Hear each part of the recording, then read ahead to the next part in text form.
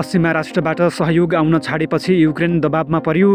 हार स्वीकार गर्नुपर्ने अवस्था आउँदै युरोप र अमेरिकालाई आफ्नै देशका विपक्षीले सहयोग रोकिदिएपछि अमेरिका र इयुले अर्को खतरनाक कदम चाल्दै रुसको विदेशमा रहेको 300 खर्ब अमेरिकी डलर कब्जा गरेर युक्रेनलाई दिने दाउ रच्दै काश्मीरी लडाकु समूहको एम्बुसमा परि भारतीय सेनाका आधा दर्जनभन्दा बढीको मृत्यु। अझै भारतले यो तथ्याङ्क लुकाएको काश्मीरी लडाकु समूहको दाबी। अन्य कयौं भारतीय सेना गम्भीर घाइते। प्रहरीको थुनामा रहेका व्यक्तिको मृत्यु भएपछि धनुषाका स्थानीय बनिए आक्रोशित। प्रहरीले गोली चलाउँदा 2 जना गम्भीर घाइते। आगामी 1 देखि 1.5 वर्षभित्र देशका सबै क्षेत्रमा विद्युतको पहुँच पुर्याउने प्रधानमन्त्री प्रचण्डको दाबी। गाउँ सहर मात्रै नभएर देश नै झिलिमिली बनाउने योजना रहेको खुलासा। रुस युक्रेन युद्धमा फँसेका युवाहरूलाई उद्धार गरिदिन सरकारलाई 100 भन्दा बढी तिनका परिवारले गरे अपिल। रुसी राजदूतलाई बोलाएर सरकारले जनायो कडा असन्तुष्टि। भारतले गणतन्त्र दिवस समारोहमा फ्रान्सका राष्ट्रपति इमानुएल म्याक्रोनलाई प्रमुख अतिथि बनाउने। चीनको एक कम्पनीले कामदार जति दौडियो उति बोनस दिने नीति ल्यायो। र इजरायल हमास युद्धका कारण गाजाका चिडियाखानामा जनावरको पनि बिचल्ली। आज मात्रै 250 भन्दा बढी प्यालेस्टाइनीको मृत्यु। कुल मृतकको सङ्ख्या 20,000 नाघ्यो। नमस्कार। ग्रेटर नेपाल टिभीले तयार पारेको राष्ट्रिय तथा अन्तर्राष्ट्रिय समाचारहरूको सङ्गालो ग्रेटर न्युजबाट विवश बुढाथोकीको यहाँलाई हार्दिक स्वागत छ। तपाईँले ग्रेटर न्युज कहाँबाट हेर्दै हुनुहुन्छ कृपया यस बारेमा पनि हामीलाई जानकारी गराउन नभुल्नुहोला। अब समाचार विस्तारमा। पश्चिमा राष्ट्रबाट लगातार हतियार पाइरहँदा युक्रेनका राष्ट्रपति भलोदिमिर जेलेन्स्कीले अन्तिम सास रहुन्जेल रुससँग लड्ने बताउँथे। यति बेला युक्रेनको प्रमुख हतियार सहयोगी अमेरिका र युरोपेली युनियनबाट हतियार सहयोग आउन छाडेको छ। जेलेन्स्कीले पश्चिमा राष्ट्रबाट हतियार प्राप्त हुन बन्द भएमा युद्ध हार्ने बारम्बार बताइरहेका छन्। केही समय अघि मात्र युक्रेनलाई भनेर छुट्याइएको 2 वटा सहयोग प्याकेज अस्वीकृत भएपछि युक्रेन यति बेला निराश बनेको छ। अमेरिकी सिनेटमा प्रस्तावित 61 अर्ब अमेरिकी डलरको प्रस्ताव रिपब्लिकन सिनेटरहरूले अस्वीकृत गरिदिएका थिए भने युरोपेली युनियनले दिने भनेको 55 अर्ब अमेरिकी डलरको प्रस्ताव हङ्गेरीले भिटो प्रयोग गर्दै अस्वीकार गरिदिएको थियो। युक्रेनलाई सहयोग गर्ने पश्चिमा राष्ट्रको कुनै पनि प्रयास असफल भइरहँदा अमेरिकी सरकारले नयाँ जुक्ति लगाएको छ। अमेरिकाले आफ्ना पश्चिमा साझेदारहरूसँग मिलेर विदेशमा रहेका रुसी सम्पत्ति जफत गरेर युक्रेनलाई सहयोग गर्ने योजना बनाएको न्युयोर्क टाइम्सले जनाएको छ। अमेरिकी सरकारको नेतृत्वमा अमेरिका, बेलायत, फ्रान्स, इटाली, क्यानाडा र जापानले उनीहरूको देशमा रहेका 300 अर्ब अमेरिकी डलरको सम्पत्ति युक्रेनलाई दिन सकिने विषयमा छलफल भइरहेको छ। उक्त देशका अर्थमन्त्रीहरूले यो विषयमा छलफल गरिरहेका छन्। यद्यपि विज्ञहरूले विदेशी सम्पत्ति जफत गरिँदा त्यसले गलत नजिर स्थापित हुन सक्ने सुझाव दिएका छन्। यसरी विदेशी सम्पत्ति जफत गरिँदा विदेशी लगानी रोकिन सक्ने चुनौती रहेको छ। सन् 2022 को फेब्रुअरी 24 रुसले युक्रेनमा आक्रमण गरेपछि पश्चिमा राष्ट्रले विदेशमा रहेको रुसी सम्पत्ति रोक्का गरिदिएको अवस्था रहेको छ। भारत शासित जम्मू काश्मीरमा आतंकवादी समूहले थापेको एम्बुसमा परि 5 सैनिक मारिएका छन्। आतंकवादी समूहले जम्मू काश्मीरको रजौरी जिल्लामा सैनिकका 2 वटा गाडीलाई निशाना बनाएर थापेको एम्बुसमा परि अरू 2 जवान घाइते भएका छन्। घटनापछि सैनिकले आसपासको क्षेत्रलाई घेरा हालेर कारबाही जारी राखेको भारतीय सञ्चार माध्यमले जनाएका छन्। सैनिक गाडी एम्बुसमा परेपछि आतंकवादी समूहले अन्धाधुन्द गोली चलाएको बताइएको छ। यस क्षेत्रमा आतंकवादी समूह लुकेको सूचनाका आधारमा सैन्य अभियान सुरु गरिएको थियो। गत महिना रजौरी जिल्लाकै बाजीमल वनमा भएको झडपमा सेनाका 2 क्याप्टेन सहित 5 जनाको मृत्यु भएको थियो। उक्त घटनामा आतंकवादी समूह लस्कर ए तोबायाको संलग्नता रहेको र शीर्ष कमान्डर क्वारी मारिएको भारतीय अधिकारीले दाबी गरेका थिए। धनुषाको हंसपुर नगरपालिका 5 सुगा निकासमा रहेको इलाका प्रहरी कार्यालय घेराउ गर्न पुगेका स्थानीय र प्रहरी बीच झडप हुँदा प्रहरीको गोली लागि 2 जना घाइते भएका छन्। स्थानीयको कुटाइले घाइते भएका व्यक्तिको प्रहरीको कुटाइबाट निधन भएको भन्दै आक्रोशित स्थानीय प्रहरी चौकी घेर्न पुगेका थिए। सो क्रममा स्थानीय र प्रहरी बीच झडप भएको हो। झडपको क्रममा भिडलाई हटाउन प्रहरीले गरेको हवाई फायरको क्रममा 2 जनालाई गोली लागेको हो। गोली लागेर सुगा निकासका 36 वर्षीय शङ्कर मण्डल र 18 वर्षीय मतलुब अन्सारी घाइते भएका छन्। अन्सारीको बायाँ पाखुरा र मण्डलको दाहिने हातमा गोली लागेको हो। घाइते मध्ये अन्सारीको उपचार जनकपुर धाम स्थित प्रादेशिक अस्पतालमा भइरहेको छ भने घाइते मण्डललाई थप उपचारको लागि काठमाडौँ रिफर गरिएको छ।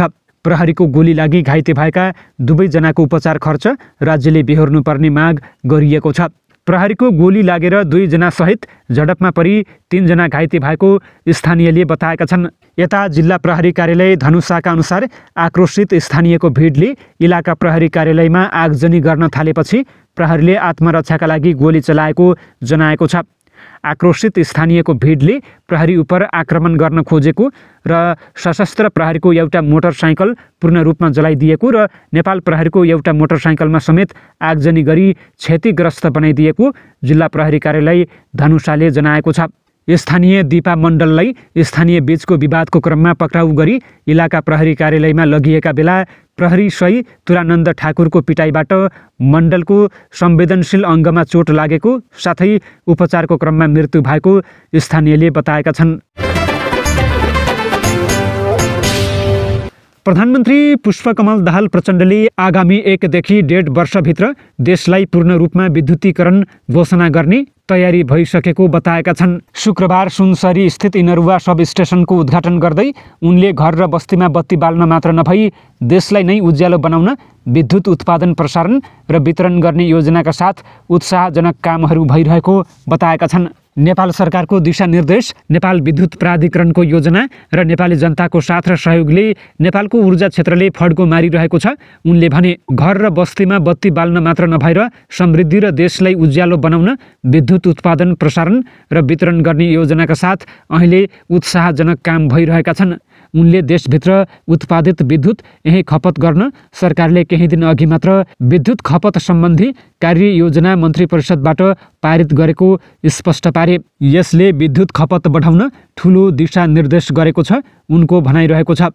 प्रचण्डले नदीबाट विद्युत उत्पादन गर्ने र नेपालका शहर र गाउँ-गाउँमा पुर्याउने मात्र नभई उत्पादित बिजुली छिमेकमा बेच्ने र विदेशी मुद्रा आर्जन गर्ने अवसर सिर्जना भइसकेको बताएका छन्। वर्षको वर्षायाममा देशभित्र खपत गरी बचत भएको विद्युत भारततर्फ निर्यात गरी 15 अर्ब रुपैयाँ भन्दा बढी आम्दानी हुनु खुसीको कुरा हो।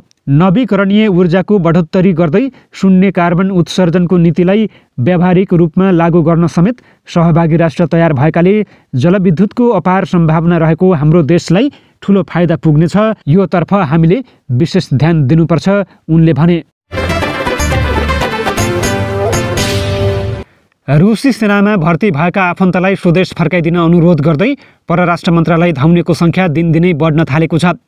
रुसी सेनामा भर्ती भएका आफन्तले परराष्ट्र मन्त्रालयको कन्सुलर सेवा विभागमा पुगी उनीहरूलाई उद्धार गरी ल्याइदिन अनुरोध गरेका हुन्। कन्सुलर सेवा विभागका एक अधिकारीले भने करिब 1.5 महिनामा रुसी सैनिकमा भर्ती भएका आफन्तको ज्यान जोखिममा परेकाले उनीहरूलाई उद्धार गरी ल्याइदिनु पर्यो भन्न आउने सङ्ख्या 100 नागेको छ। रुसी सेनामा भर्ती भएकाहरूले आफ्नो ज्यान जोखिममा रहेको र कुनै बेला मारिन सकिने भन्दै सन्देश पठाएपछि नेपालमा रहेका आफन्तहरू कन्सुलर सेवा विभाग पुगेका हुन्। यसरी विभागमा जानेमा रुसी सेनामा भर्ती भई लामो समयसम्म सम्पर्कमा नआएका परिवार पनि रहेका छन्। कन्सुलर सेवा विभाग पुग्नेहरूको अनुरोध एउटै रहेको छ, उनीहरूको ज्यान खतरामा रहेको छ, छिटो फर्काइदिनु पर्यो। मङ्सिर मसान्तसम्म यस्तो अनुरोध गर्नेको सङ्ख्या मात्र 30 थियो। पछिल्लो 5 दिनमा यो सङ्ख्या 100 नाघेको छ। रुसी सेनामा भर्ती भएका नेपालीको सङ्ख्याबारे नेपाल सरकार बेखबर रहेको छ। पछिल्ला केही साता यता रुसले आफ्नो सेनामा भर्ती भएका कम्तीमा 8 जना नेपालीको मृत्यु भएको जानकारी नेपाललाई दिएको छ।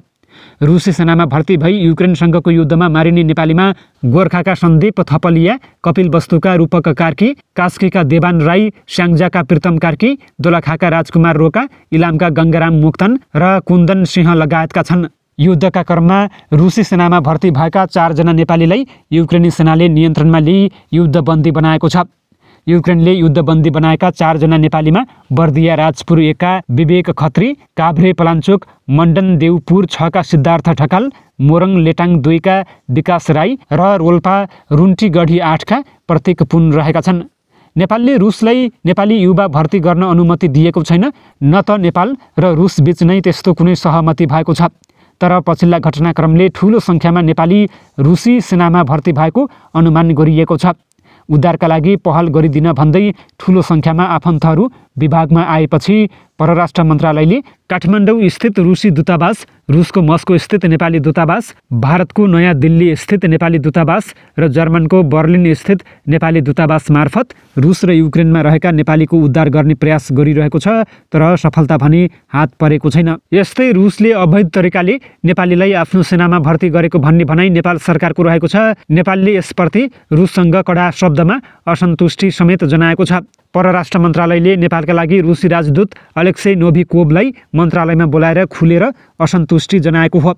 परम्परागत रूपमा रहेको सम्झौता अन्तर्गत केही मित्र राष्ट्रको राष्ट्रिय सेनामा बाहेक अन्य विदेशी सेनामा नेपाली नागरिकहरू भर्ना हुन अनुमति दिने नेपाल सरकारको नीति नरहेको नेपालले रुसलाई बताएको छ। नेपालले गत साउन 16 गते र मङ्सिर 18 गते जारी गरेको विज्ञप्तिमा पनि रुसप्रति इङ्गित गर्दै युद्धग्रस्त मुलुकहरूमा सुरक्षा सम्बन्धी काममा नजान नेपालीलाई सतर्क गराएको थियो। परराष्ट्र मन्त्रालयले यसै साता रुसी राजदूतलाई मन्त्रालयमा बोलाएर 3वटा अनुरोध गरेको छ। पहिलो, रुसी सेनामा भर्ना भई निधन भएका नेपाली नागरिकको शव यथाशीघ्र नेपाल पठाउन तथा घाइते लगायतका पीडित परिवारहरूलाई क्षतिपूर्ति उपलब्ध गराउन अनुरोध गरिएको छ।